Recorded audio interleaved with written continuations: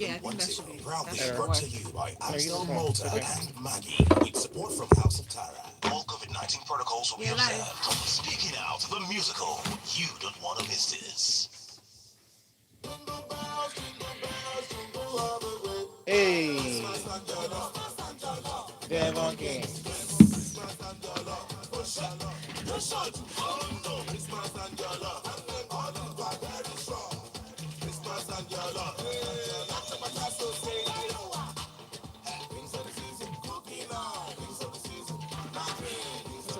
Listen to Kevin. We'll push it. Sit down. Enjoy the taste of bites with Devon Kings. Love music. Love life. But why is there? Excuse me? You still have ads. Is this the Something first is one, showing Kev? it. It just feels good. Smooth 98.1. Why you not working now? We dey wait for manager make he come pay us our money now. Because no pay. Excuse me. Mr. Adams! Mr. Adams! Why you dey hide now? Pay these people their money. I told them to allow me go to the bank, but they said I'm wrong. Why didn't you use the first money Oh, you wallet not run for before. disbursement service to send their money to them? Che. I don't forget say I fit use my first money wallet. Make we go outside. Make una come closer. Make una bring out una phone. Oya, dial *894*1# to open your first money wallet account. Oya, make una give manager 3 goza.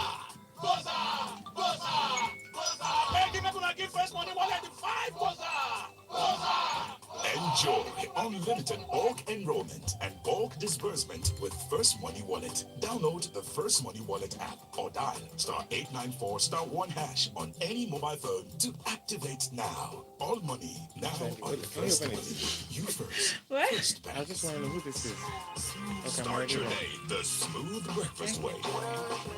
Always fresh. Yeah. Weekday mornings on Smooth 98.1. The Smooth Breakfast presents the headlines, the stories, the news. You know about In-depth it. analysis of national current affairs. It's in the news. Freshly pressed on Smooth 98.1.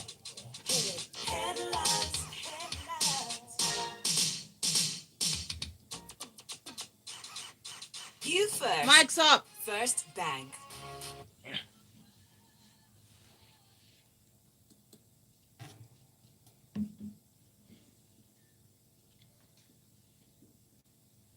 Good morning and welcome to Smooth 98.1. This is Freshly Pressed 981. This is the segment where we analyze top stories from the newspapers. I am joined by Kaede Baker. And of course, we're joined by our very special analyst leading us through the conversations this morning, Waji. Good morning. Good morning, Kaede. Good morning, Lakumi, and good morning, Lagos. Good morning, Waj. Thank you so much for coming in. We have put our headlines on our WhatsApp status, our Facebook page, our Instagram stories. Those are the places to find the headlines that we're treating this morning on the segment. To join the conversation, Yes, you can reach out to us on our WhatsApp platform, 0809-444-0981. That's where you can send all your messages to. Also, you can, join the conversation on YouTube. It's youtube.com/smooth981. all right, let's get into the stories. Buhari's achievements. That's what we're basically talking about today. This story is taken from Guardian. Nigeria's biggest challenge in 2021 is insecurity, says Lai Mohammed. Minister of Information, we all know the name, has said that insecurity by the federal government in 2021. Mohammed said this during a media briefing in Lagos yesterday to showcase the achievements of President Muhammadu Buhari's administration during the outgoing year 2021. Waj, he touches on oil and gas, saying it's one of the achievements that the president, as one of the things that the administration was able to achieve. You can tell us the rest Waji, of you the have a list. big smile on your face. Everything okay? Everything. I want to just try and take this in a couple of parts. First, I want to list some of these achievements. You talked about that Lai Mohammed made reference to, one of them being, I guess, progress in the oil and gas sector. And then he also noted, in addition to that, aspects about insecurity, the economy, oil and gas, like you've said, infrastructure, which he breaks down to works in housing, roads, aviation, water, ICT, and then a whole bunch of other areas as well. Now, here's my challenge, right? Number one from that list, there are two core things that are missing, which are the bedrock of any developed nation, which is health and education. So it's not even something that's covered or talked about or touched upon in any of the speeches that were made by Lai Mohammed as an achievement in 2021, which now shows you the level of priority associated with that. That's number one. Number two, he talks about and acknowledges that security is an issue, but then goes on to laud some of the military achievements, even though security continues to be a problem all over Nigeria, not just in the Northeast anymore. Now, there's something I always say. I've said it countless times on this show, and I say it all the time. And it's a wonderful quote that came out from the Lays of Rome that speaks about, protect my life and property, and I give you my allegiance. And that is the core role of government, is to protect life, which now covers areas around how well you develop an individual, health and everything else, and safety, and property, which has to go to things that people actually own. And in the absence of now protecting both, you cannot get the allegiance of the Nigerian people. So what the government continues to fail on is not inspiring confidence in the populace. You have been elected by a government, by a people, to ensure that you govern. It's not the other way around. So when you speak about these particular achievements, but at the same time you talk about insecurity being a gigantic problem, the question I always have is, what are you doing about that security?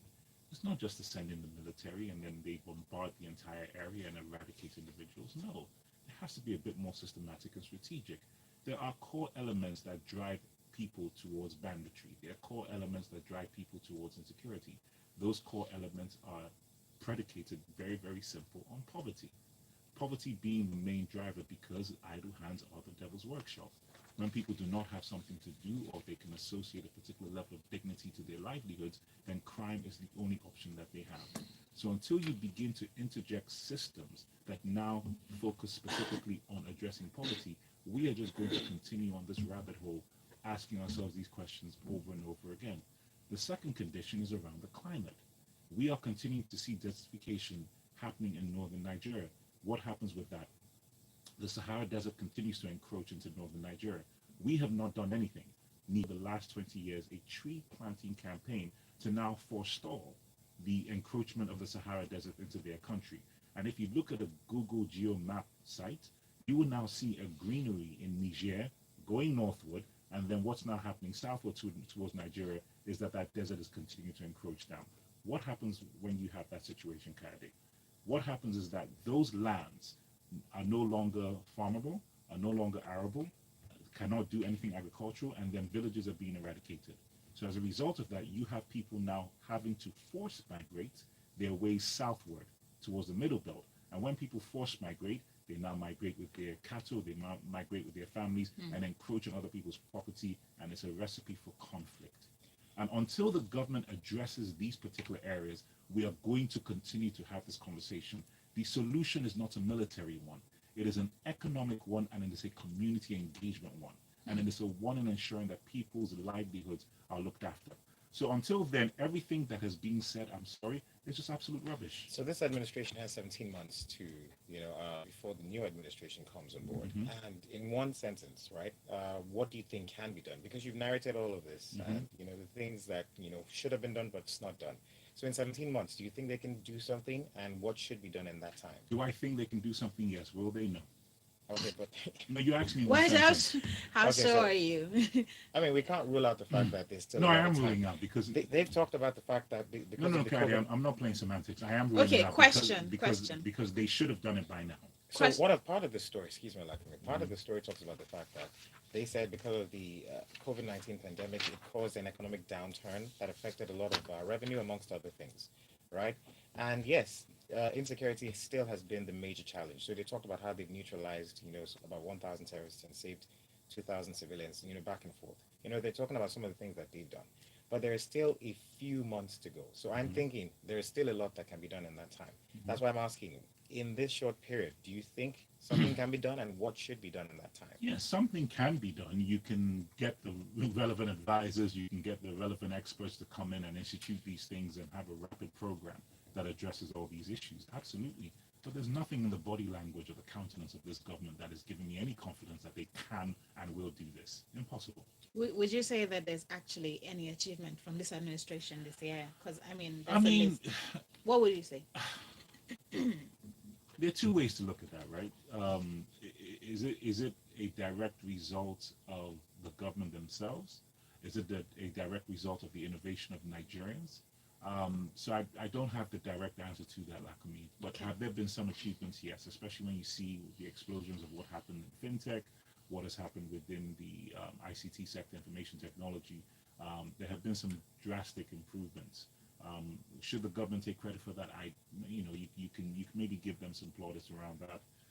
Things around aviation, yes. Have there been some road projects? Yes. I always try to be fair.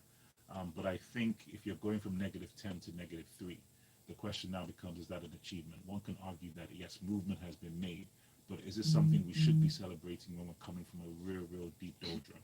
That's just how I like to see it. So for me, it's not necessarily a question of looking at it from achievement. It's a question of these things just should have been done. It's just work that you need to do, and you shouldn't be praised for doing your job. You're just doing your job. All right. Thank you so much, Waji, for that. You remember that we're streaming live on YouTube, and so you can join the conversation there to see Waji's fiery face, and join the conversation. You can send your messages to YouTube. You can send your messages to Facebook under the headlines, and you can also send your messages to WhatsApp. It is 0809 444 Let's move on to the next story from the Vanguard newspaper. It talks about the Electoral Act bill. Now, we've talked about this, in fact, I think all through last week, this week. Yesterday assured Nigerians that the National Assembly will revisit the Electoral Act amended bill and will decide whether or not to remove the direct primaries clause from the bill after it resumes from recess. Okay, so what's your assessment of this? Yeah, but I agree, because this is how it should have begun. It should have started off. That's what your House of Representatives is meant to do. They're meant to be the ones to debate these things, argue these things, go through several meetings before it now gets to the Senate. But unfortunately, what's been happening in prior weeks is that we jumped the gun, and I think this thing was sent directly to the president, and then he rejected it. And then my question of that had at the House level before it even got to the presidency. But it's a bill. I mean, they made the bill, they sent it to the president, and I mean, yeah. So I understand, but my point is going back to the statements made by the House speakers. And I'm assuming that should have actually been done, like you said, prior Right. to it being sent to the president. And I don't think it was carried. That's my point. The debate that normally takes on the precedence that a bill is expected to have. okay. It probably was now debated, and then they agreed to put it on, send it off to the president. Now the president is rejecting, so they're going to have to come back to re-strategize. Right. Maybe. I mean, so that it's a function of process, and we can argue about going about it, but I do agree with the House Speaker's statements indicating that they're the ones to determine it, because it is an important thing. Because I think the main question now is, should it be direct primaries for all parties, or should parties now determine whether or not they have direct primaries? I mean, these things do come at a particular cost. Not every party can afford to have direct primaries. Some have to do it vetoed by delegates and super delegates, which is what you've seen in some cases. My opinion on it is that I think each party should determine how they go about their direct primaries, because I think it's a function of cost. So you think the president should stay out of it? I think the president should stay out of it. It has nothing to do with it, frankly speaking. So I think it should literally just be a function of, look, every party has its own constitution, and every party should decide how they want to go about their direct primaries. And I think So that's saying generally that if he assents to the bill, basically a lot of more people, it'll open it up to more people, as opposed to some parties picking a candidate and saying, hey, yes, this is the candidate, right. this is who we want. So he's saying out of saying they have constitutions, so that's what I'm saying. He's out of it, but at the same time, they also want it to be a little more open. he's really not. That's the point, Kaide. Because staying out of it is literally saying, look, let the people decide. We are a quote-unquote democracy, and the opinion, even if it's an opinion of the presidency, carries weight and has ramifications. So in as much as he may not be necessarily trying to force anybody's hand, but the fact that there could be a perspective has consequences. All right. So Ty says that you, Waji, you have given him hope for better years ahead. Okay, that's good. That's a good thing. Let's move to the next story. COVID-19 vaccination. So this is from Premium Times. Three states have reacted to the latest updates on the performance of the states of the Federation and the Federal Capital Territory (FCT) in the mass vaccination campaign against the coronavirus pandemic. Now, the National Primary Healthcare Development Agency decided to, rate the states either poor or good based on their performance on vaccination, right? And then the latest update, which ranks Nasarawa as the best performing state, also lists some southeastern and southern and southeastern states as the poorest performing states on the log. Waji, three states, Ebonyi, Enugu, and Edo, reacted to the statistics. Tell us about their reaction and what you think. You should see Waji's face. Right Yeah, now. you can't make this stuff up. You can't write it even if you tried. And here's why I'm saying what I'm saying. The three states in question happen to be Ebonyi, Enugu, and Edo. What is the commonality with these three? They all begin with E. What is E an abbreviation for? My ego. So here's the point I'm trying to make. Why are you complaining about whether you're ranked high or ranked low or anything else? What manner of childish pubescent behavior is that? It's a function of, are you vaccinating your people in your state? Are you ensuring that the necessary COVID protocols are there? Are you doing what you can? Why on earth is it a contest to say I am ranking in this position and I am now going to contest the result of this ranking as if it's some Premier League table that we're following? I mean, come on. What is most important here? Do we get people vaccinated or not? Don't they get points for being Points? enthused? That's Don't what they I'm get saying. points for being enthused about the fact What does that that we've been even working mean? so hard? What does that even mean? Maybe also, the publicity is bad publicity for them. Okay, but how does that change the price of tea in China? Vaccinate your people. Get the job done. If some national board recognizes you, doesn't recognize you, you're completely inconsequential when it's time to save lives. I don't believe that you should be getting a reward for that. It should just be the right thing to do. End of story. All right. All right. Well, let's leave it at that then. Let's go to our next story from the Guardian newspaper. This one, it's been in the news since forever. It's been back and forth. So it talks about 134 Nigerians without the national identification number as Today. linkage with SIM deadline ends today. Okay, so it ends today basically, and we can go on and on. But So the that figures are story there. was from last night. So Yes, it yes. The ends figures are today, there. actually, 31st. Okay. Well, I don't see how that deadline is going to get adhered to when you have over 100 million people who haven't linked their SIM cards to their NIN numbers, which now lets you know that there's a process failure with regards to getting these registrations up and running. I have had, personal visits to go take care of this NIN, and it's an absolute disaster. Yeah. And as much as people have tried to give some order to it at some, local government centers and at the telecommunication centers, but there is a process breakdown between you now going to get your NIN set up, it now being registered on the national database, and then it now being confirmed and validated, and then the telecommunications company now being able to link it properly. There's a breakdown there, and that's where the issue is. That's what I'm saying. It's a process failure on behalf of NIMSI. It has nothing to do with Nigerians going to register their NINs. So I think it's very unfair when they say 134 million, Nigerians without NIN linkage. It's not a fault of people not going. It's a failure problem with the NINs getting validated with their SIM cards. Okay. That's where the exact issue is. So So now- until they fix that process, they need to make it a bit more automated, making it manual, where they can create some back-end systems that allow the APIs to integrate properly so they can speak to each other, so you have real-time communication and real-time validation. This process is just going to continue on and on. This is not a fault. A lot of Nigerians have actually attempted to link these things, but unfortunately, due to a process thing, you now have challenges. And let me now just go to this very important point, Kennedy. Very important point. Because a lot of people also need their NINs to now, for various reasons, to renew passports and things like that. Yes. There are systems. Driver's license. Driver's license, thank you. There's systems in place, Kennedy, where if you pay a certain person, they can get in contact with the Abuja office and get you ahead of the curve. That is where the issue is. So even within something that's this simple, we have fantastically found our way to corrupt it. But there's also another issue. So the government last week, let me take from the story here, says the federal government last week announced plans to introduce a digital token comprising of 16 alphabets, to replace the current 11-digit, number. So, this also adds to the You're complication. familiar with that. However, do you think it's necessary? Because now if this digital token is in place now, it then more or less like nullifies all of this? Well, okay. There are two ways to look at it. Um, can we finish one thing before we move to another? Yes, the digital token will nullify this and make it smoother, but you've already started this entire process. It's the same thing you started when you did BVN, had everybody do BVN, every bank account needed to have BVN, and then you came with NIN.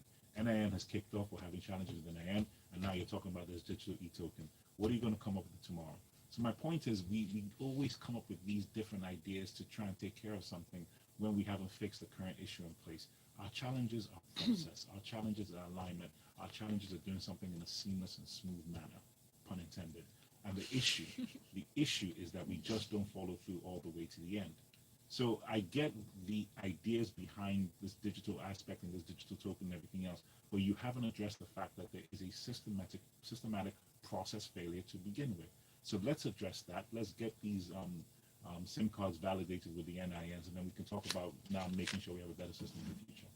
All right, thanks so much for that. By the way, don't forget to get your messages into us on 0809-444-0981. And still, we're streaming on our YouTube platform. It's youtube.com/smooth981. Yeah. Also, you can use the hashtag freshlypressed91. Yes, you can also send your messages to Facebook under the headlines. We have a message here from Austin. Austin says the federal government said that they can still eradicate insecurity in the country within the few months they have. Are you doubting them? It's like a man that sent his son to go steal.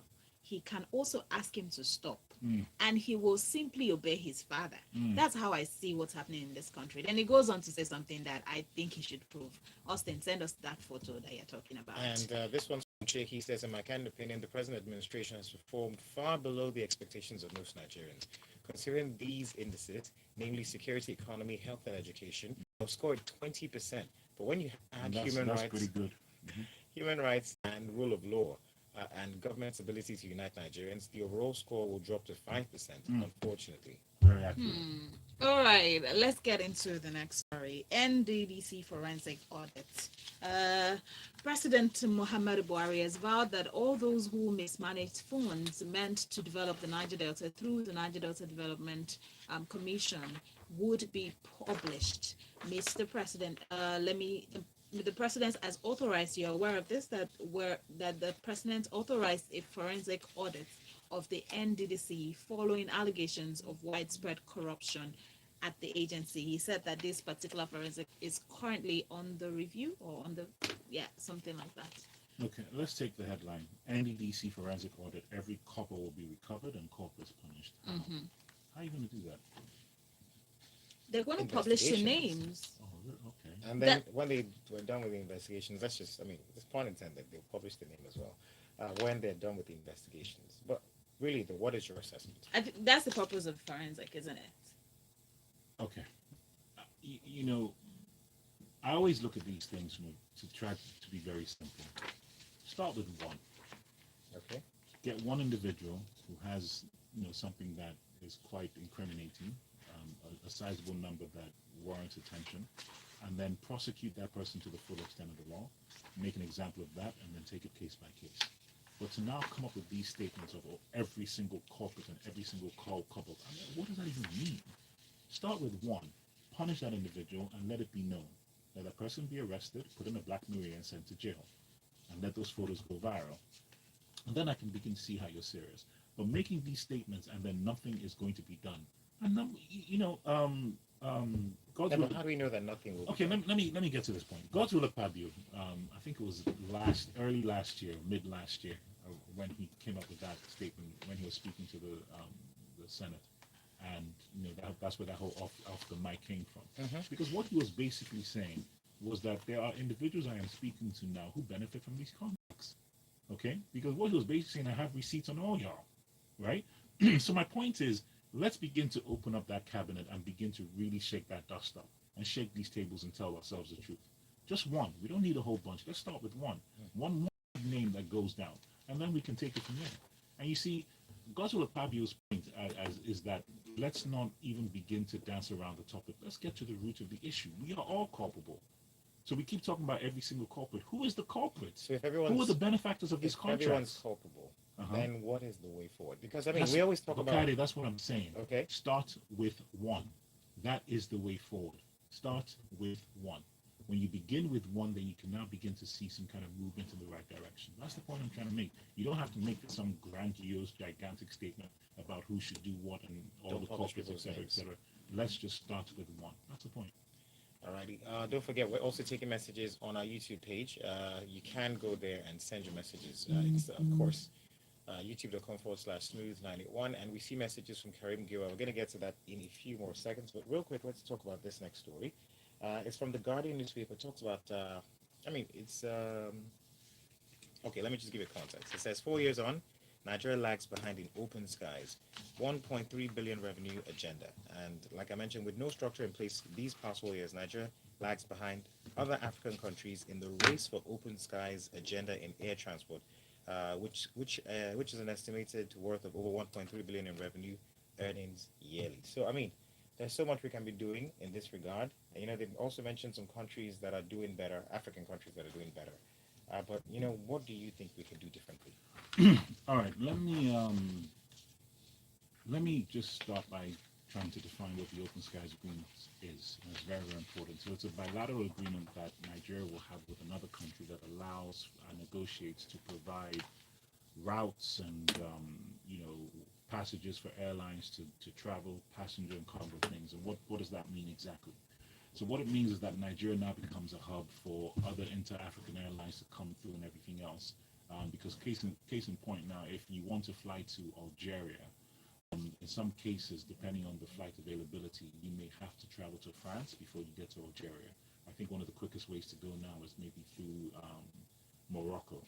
And another example is if you want to travel to Mali, you also have to go to like probably Morocco or another country, because there are not a lot of flights that travel within Africa. So the Open Sky Agreements is to now give you the freedom to be able to negotiate with other airlines and other countries so that you can have literally what it is, open skies. Okay. So I don't have to fly all the way to Europe just to get to Mali. I don't have to fly all the way to another country to get to Burkina Faso. I should be able to have that, even if you don't now necessarily have airlines domiciled or stationed in Nigeria, but at least you can serve as hub, transits, and everything else. You can be connecting flights. That's what these Open Sky Agreements is. Now, with regards to our own particular position, especially on the continent, only very few African countries have strengthened those operations that have moved in. And those airlines are Ethiopia with Ethiopian Airlines, Kenya with Kenya Airways, that now operates through Togo using ASCII, and then Rwanda Air. That's literally 3 countries out of 54. That is absolutely pathetic. And then the reason why Nigeria comes into play and why we're missing from this is because the federal government has been having these arguments about the justification for open skies. We keep just trying to justify having Nigeria. Is it necessary? I'm sorry? Keep going. No, to your question. I want to address your question. You just asked a very important question. You were saying justifying the fact that is it necessary or not necessary? How can you say it's not necessary? You call yourself the giant of Africa. We are literally a significant percent of the African population. The amount of trade, commerce, politics, and everything that runs through Nigeria. How can we not be forefront of that conversation? But we cannot be forefront of that conversation when we don't even have a national carrier. What's the delay on our? So carrier? You're asking me what the delay is on the national carrier? Okay, so we unveiled it 4 years ago in London. Yes. This gigantic, wonderful, fantastic display that we spent hundreds of £1 million on, but we don't have one aircraft that's carrying Nigeria Air. So why can't we, take one of the? We can actually just take one of the aircrafts here and then make them the national carrier and also be a part of this conversation. How hard can that be? Well, it's a business decision, and the question is, why would an Oyema from Air Peace or the Akwa Ibom State with Ibom Air, why would they agree to that, Kaide? But why not? No, It's partnership. why? Partnership. What is they are? I said it's a business decision. Why would they? Do you have any idea what the costs are? You have to remember that in the airline, you are looking at below teen to single-digit profit margins to begin with, and you now become a national carrier. Your profits are going to further erode. So, as a company, that's why I said business decision. As a shareholder, why would I do that? A national carrier has to be driven by government. Has to be heavily subsidized by government. And if the government is not going to come in, and are you kidding me? Look at what's happened with government interference and those subsidies and everything else. And you think an airline business person would want to now carry on that kind of cost? Nah. Thank you, Ajay. Let's take your comments. Real D quick. from Alausa says publicity is very important. No responsible person or institution will stand by and watch his name being dragged in the mud falsely. Edo and other states and others are right to set the record straight. Karim Giwa comes in to say, morning guys, tokens for NIN, Rolls-Royce solutions for Volkswagen problems. I say, there are simpler, more effective solutions, and I even offered NIMC, but no, they must find the longest way to walk the shortest distance. Okay. Ian says a whole president, all he can do about looters of public funds is to publish their names. I was expecting to hear prosecute or punish, and I even thought the lady reading the news in the studio made a mistake when she said publish. Chai, sad, reminds me of the days of writing names of noisemakers in class. Fidelis comes in to say, good morning, Waji. Says, I'm from the Niger Delta and nothing, I mean, no roads, light, technology has been done and might ever be done to every village on the other side of the Abo, I bet. They abandoned solar and water projects in my village. It's not this Buhari that will do it. It's India that might have managed Yeah, to. going the vice president under Buhari the first time. Yeah. No cobble will be recovered. All the best. All right, Austin says federal to punish those that mismanaged NDDC. Have you forgotten when they were shouting off the mic? They will even shout it louder this time. All right. It's been great having this conversation with you. Thank you so much, Waji, for coming in. And of course, he's Kayode Baker. And she's Lakumi. Don't forget, Lagos, you can catch Waji at the corporate MC with a K. With a K. Happy New Year, everyone. Please follow me on social media. And I wish you all the best in Yuletide. And we'll see you next year. Yes, follow us on social media. It is at Smooth981. We're on Facebook, Instagram, every single place. Let's continue the conversation there. Up next is Lagos Talks, and we're going to be talking just something Highlights fun. 2021. Yes. Bank. Oh, so much fun, Waji. Thank you so. Thank you, Raj. You know what? I thought the stories were boring, but they were not really. The They were not headlines, fun. the stories, the Where are you from? in-depth analysis on national Okay, so you know better than. What do you mean? He I know does. better? I mean, you know now because you've been there. You've seen all the things that they did. Have you been there? Have you been? When was the last time you went I home? went Okay, last bye year. YouTube. I went last year. I'm going tomorrow.